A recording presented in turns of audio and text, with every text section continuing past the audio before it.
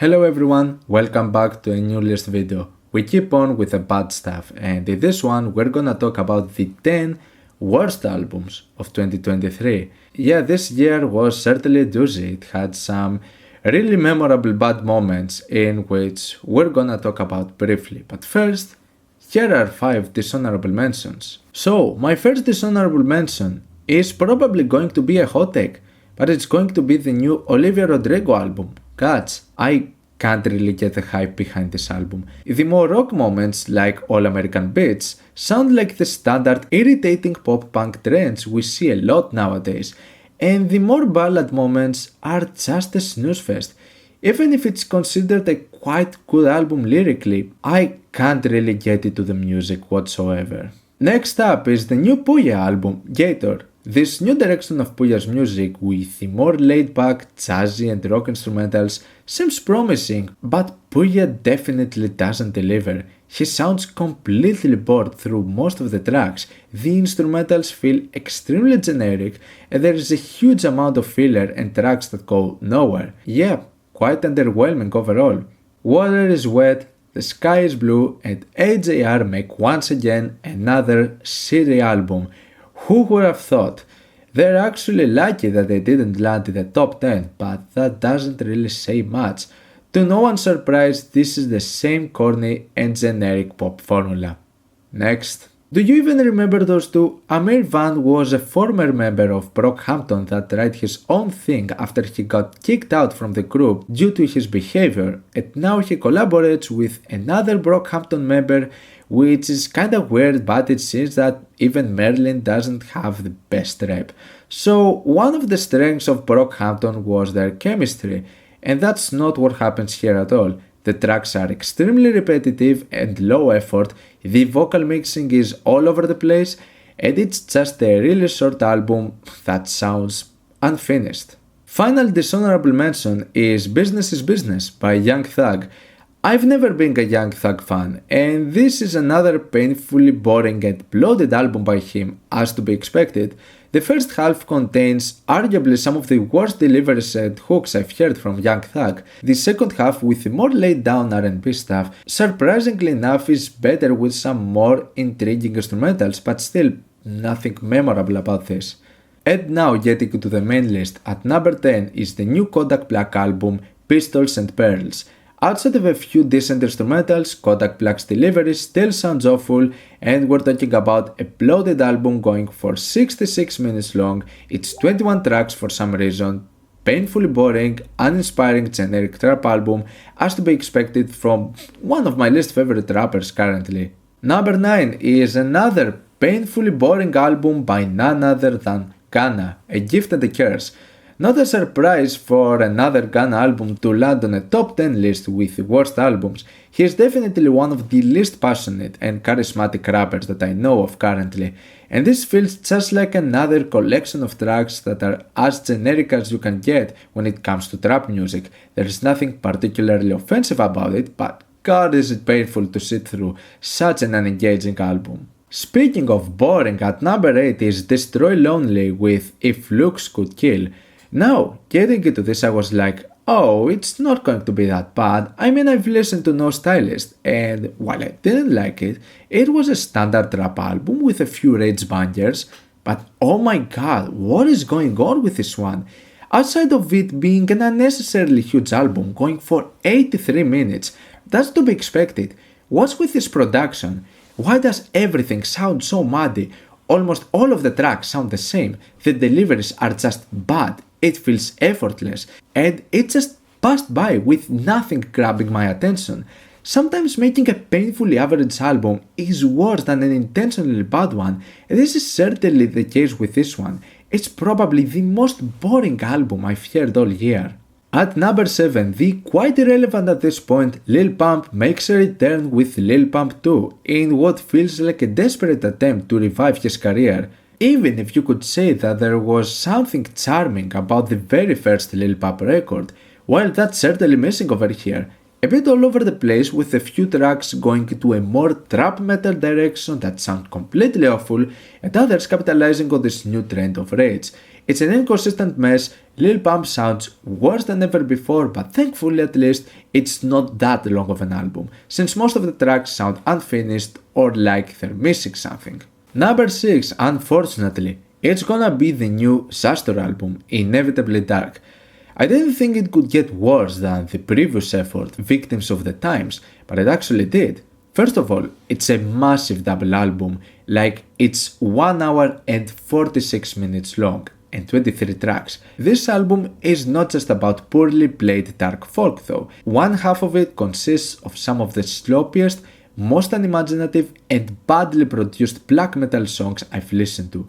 It's an entirely instrumental album in which the drumming and guitar tone sound laughably bad, and some of the folk moments don't even sound dark at all. It really fails on being atmospheric or just evoking any sort of emotion, and don't even get me started about the synths. It's quite baffling how one of the most notable names in depressive black metal would end up doing something like this. But here we are. At number 5 is The Mockingbird and the Crow by Hardy.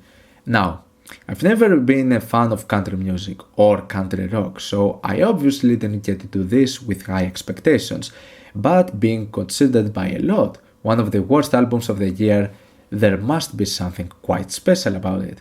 Now there is a concept behind this album. On the first half you have a very standard direction of country music that sounds hideous with pretty bad and generic lyrics, and then in the second half, halfway towards the song, he stops being the Mockingbird and he becomes the Crow, in a transition to a more edgy rock direction, which is kinda hilarious on how childish and goofy it feels. There's almost no redeeming quality to this in any direction that it tries to go. It pains me to say, but at number 4 is Dark Side of the Moon Redux by Roger Waters. While it seems that Roger Waters has completely lost it, from the very questionable recent political statements to now bastardizing one of the most beloved albums ever made. Now, Dark Side of the Moon is my favorite Pink Floyd album. You can argue that Animals or Wish You Were Here are better, and that's fine. None of those should get this treatment. This sounds like the experiment of a madman. It's like a cover album with more laid back, stretched out instrumentals and tons of spoken word nonsense and pretentious poetry that sounds borderline unhinged in some parts. I do believe that we live in a great timeline when it comes to music and accessibility, but this has to be one of the most insulting things to happen when it comes to ruining the image of an album that was ahead of its time both musically and thematically. Water down into something that you can definitely say it's not one of the worst sounding albums, but this is such an unnecessary album. It has no reason to exist, and its existence feels like a slap in the face for anyone who has grown up with the original. It's baffling to me that this was made in 2023, the way it was made. As much as number 4 is insulting, it still doesn't surpass the hilarious offensiveness of Tom MacDonald and Adam Calhoun with a sequel, The Brave 2. Yes, at number 3, I believe everyone was expecting this. It's to no one's surprise that this would be so high up on the list.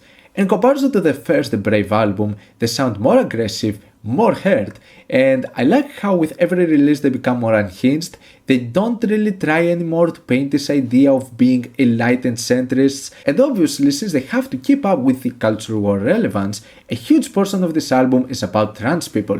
There is such a huge fixation over penises and vaginas. You're going to listen to these two words constantly. Projection much? Probably yes. Outside of that, it's exactly what you would expect. Zero effort on music or lyrics, it's the same shit over and over again, made for people who don't listen to rap music, except for this. I've already talked about this more than I should, so let's just move on. Number 2 is Leyenda Viva by 6ix9ine. Is this really worse than the patriotic conservative clusterfuck of the number 3 pick? Not necessarily, but this is also made by a piece of shit with no redeeming qualities, so there's that.